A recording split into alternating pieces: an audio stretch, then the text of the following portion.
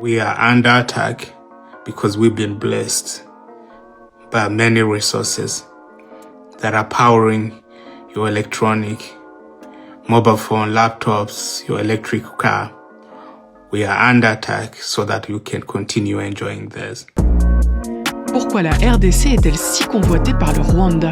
La guerre divise les deux pays depuis plus de 30 ans et elle a connu un nouveau tournant ce dimanche 26 janvier. Le groupe armé du M23, appuyé par 3 à 4 000 soldats rwandais, est entré à Goma, la plus grande ville de l'Est de la République démocratique du Congo. Il cherche à progresser dans le pays jusqu'à la capitale, Kinshasa.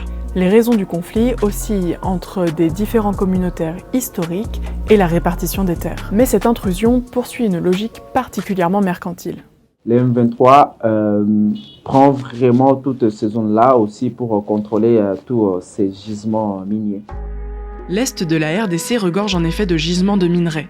Or, cassitérite, cuivre, diamant et particulièrement du coltan. Ce minerai stratégique est très convoité parce qu'il est indispensable à la fabrication des puces électroniques qui équipent mobile phone, laptops, your electric car. Alors forcément, le filon attire les pays voisins, mais aussi d'autres puissances étrangères comme la Chine ou les Émirats arabes unis. Les chiffres sont parlants. En 2023, 41% de la production mondiale de coltan a été extraite des sols congolais. Ça, c'est le chiffre officiel.